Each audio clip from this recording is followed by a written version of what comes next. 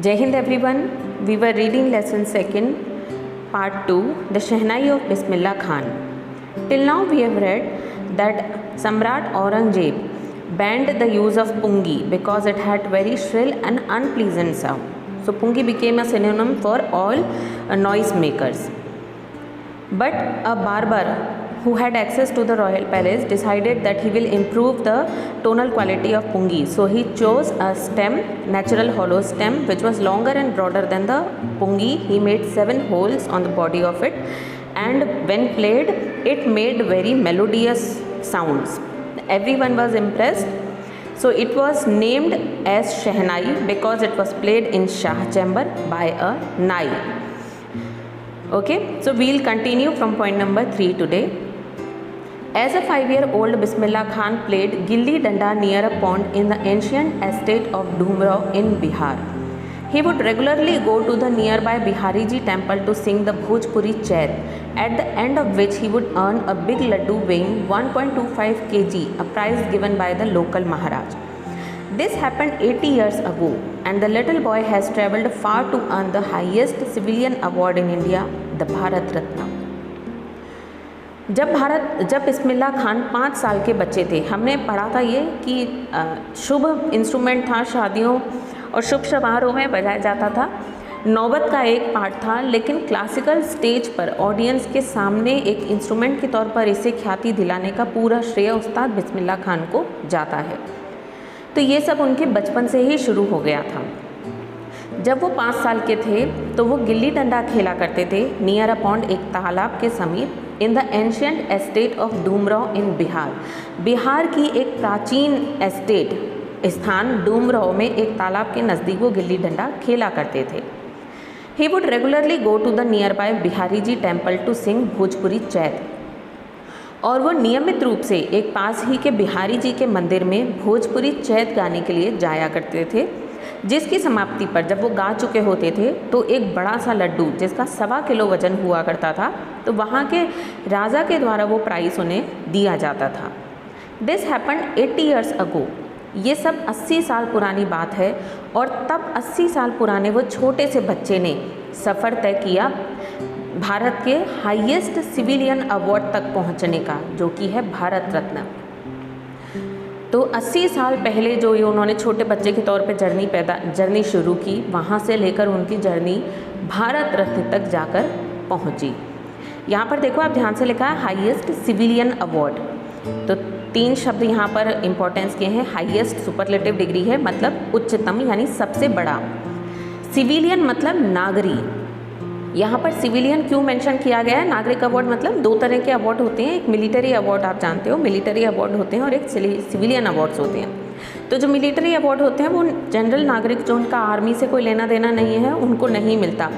जैसे कि परमवीर चक्र हाईएस्ट मिलिट्री अवार्ड है, तो उसी प्रकार हाईएस्ट सिविलियन अवार्ड है भारत रत्न। ठीक है। Born on 21st March 1916, Bismillah belongs to a well-known family of musicians from Bihar. His grandfather Rasool Baks Khan was the Shehnai Nawaz of the Bhojpur King's Court. His father Pegambar Baks and other paternal ancestors were also great Shehnai players. 21 मार्च 1916 को पैदा हुए बिस्मिल्लाह बिहार की संगीतकारों की एक जानी मानी परिवार से संबंध रखते थे। मतलब बिहार के एक जाने माने संगीतकार परिवार में उनका जन्म हुआ था। उनके दादाजी रसूल बख्श खान वो भोजपुर राजा के दरबार में शहनाई नवाज थे, शहनाई प्लेयर थे। उनके पिता पैगंबर बख्श और उनके दूसरे पैटर्नल एंसेस्टर्स भी महान शहनाई प्लेयर्स थे, वादक थे।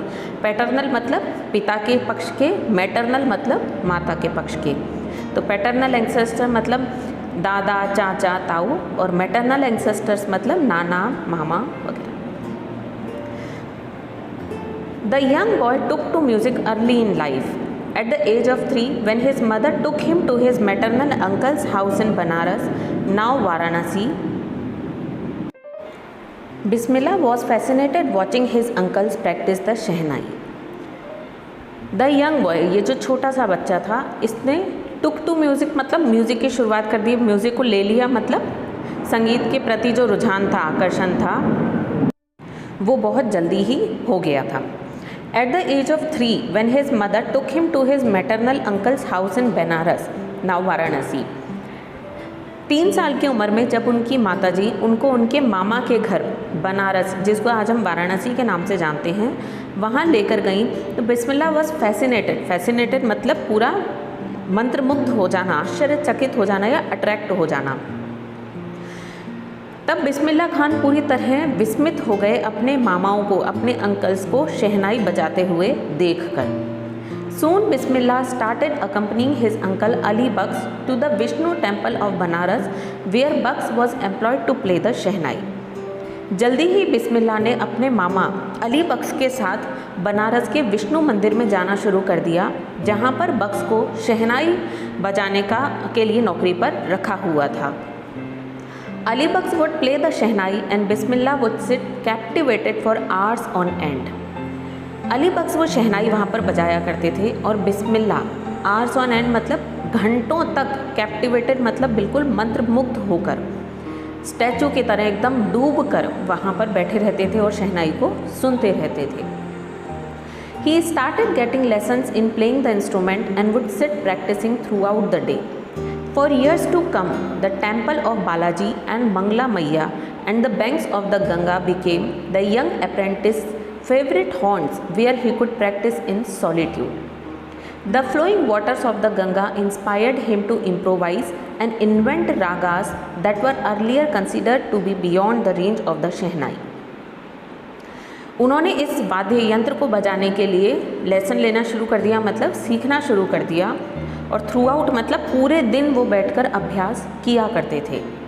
फॉर ईयर्स टू कम, आने वाले कई सालों तक बालाजी और मंगला मैया का मंदिर और गंगा के किनारे इस यंग अप्रेंटिस मतलब शिष्य, यंग मतलब छोटे से युवा शिष्य के फेवरेट हॉन्ट मतलब अड्डा, जिसको अपन कहते हैं मुख्य भाषा में अड्डा अपन कहते हैं, ठिकाना कहते हैं।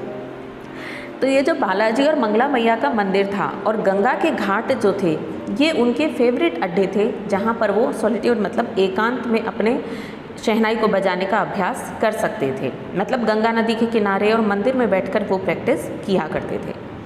The flowing waters of the Ganga inspired him to improvise करना मतलब बढ़ाना, जैसे किसी पुरानी चीज़ को और ज़्यादा प्रगति करना, उन्नत करना, और इन्वेंट मतलब नई चीज़ का आविष्कार करना। तो ये जो गंगा का बहता हुआ पानी था, उसने उन्हें प्रेरणा दी कि वो जो राग वो प्रैक्टिस किया करते थे, जो राग वो बजाया करते थे, उनको वो और इम्प्रोवाइज़ करें, मतलब उनको और आगे बढ़ाएं, उन्नत करें, या फिर नई रागों का आविष्कार करें जो कि पहले शहनाई की रेंज से, जो शहनाई के मतलब ये माना जा सकता था कि जो राग शहनाई पर नहीं बजाई जा सकती, उन रागों को वो और ज़्यादा विकसित करें और नई राग वो आविष्कार करें। ये उन्हें गंगा के बहते हुए पानी से प्रेरणा मिली। बहते हुए पानी का भावार्थ क्या है कि निरंतर आगे बढ़ने के लिए और नया आगे करने के लिए उनको प्रेरणा मिलती गई। At the age of 14, Bismillah accompanied his uncle to the Allahabad Music Conference. At the end of his recital, Ustad Fayyaz Khan patted the young boy's back and said, "Work hard and you shall make it." With the opening of the All India Radio in Lucknow in 1938 came Bismillah's big break. He soon became an often heard shehnai player on radio. 14 साल की उम्र में बिस्मिल्लाह accompany करना मतलब साथ जाना, अपने uncle के साथ इलाहाबाद में म्यूज़िक कॉन्फ्रेंस में गए। रिसाइटल मतलब अपनी परफॉर्मेंस, अपने बजाने के बाद। तो उनकी जो परफॉर्मेंस थी, यानी बिस्मिल्लाह ने जब बजा कर चुके, तो वो ख़त्म होने पर उस्ताद फैयाज़ खान ने इस यंग बॉय, युवा लड़के की पीठ को थपथपाया। पैट करना मतलब थपथपाया, यानी कि शाबाशी दी और कहा कि मेहनत करो और तुम बहुत कामयाब होगे। यू शैल मेक इट मतलब सफल होगे। With the opening of the All India Radio in Lucknow in 1938, जब 1938 में लखनऊ में ऑल इंडिया रेडियो की शुरुआत हुई, तब बिस्मिल्लाह को उनका बड़ा ब्रेक मिला। बड़ा ब्रेक मतलब बड़ा मौका मिला, और वह जल्दी ही रेडियो पर अक्सर सुने जाने वाले मतलब जाने माने शहनाई प्लेयर बन गए। मतलब बहुत ही फ्रीक्वेंट उनके रेडियो प्रोग्राम्स होने लगे। When India gained independence on 15th August 1947, Bismillah Khan became the first Indian to greet the nation with his Shehnai. He poured his heart out into Rag Kafi from the Red Fort to an audience which included Pandit Jawaharlal Nehru, who later gave his famous Tryst with Destiny speech. जब 15 अगस्त 1947 के दिन भारत को आज़ादी मिली तो बिस्मिल्लाह खान ही वो पहले भारतीय थे जिन्होंने अपने इस नए आज़ाद राष्ट्र का स्वागत किया अपनी शहनाई बजाकर। लाल किले पर उन्होंने अब राग कैफ़ी बजाकर, दिल खोलकर उन्होंने राग कैफ़ी बजाई उस ऑडियंस के लिए। उस ऑडियंस मतलब उन श्रोताओं के लिए जिसमें पंडित जवाहरलाल नेहरू भी शामिल थे, और उन्होंने अपनी फेमस स्पीच वहाँ पर दी। मतलब पहले बिस्मिल्लाह खान ने शहनाई बजाई, क्योंकि हम जानते हैं शहनाई एक शुभ वाद्य यंत्र माना जाता है, तो शुभ कार्य में सबसे पहले वही बजता है। तो आज़ादी के लिए जो नया, आज़ादी के बाद नए देश का स्वागत सबसे पहले बिस्मिल्लाह खान ने शहनाई बजा कर किया, और उसके बाद पंडित जवाहरलाल नेहरू ने अपनी स्पीच दी। तो इससे हमें पता चलता है कि किस कदर महान हस्ती वो थे और किस कदर महान संगीतकार वो थे। इसके आगे अब हम नेक्स्ट वीडियो में पढ़ेंगे। Thank you.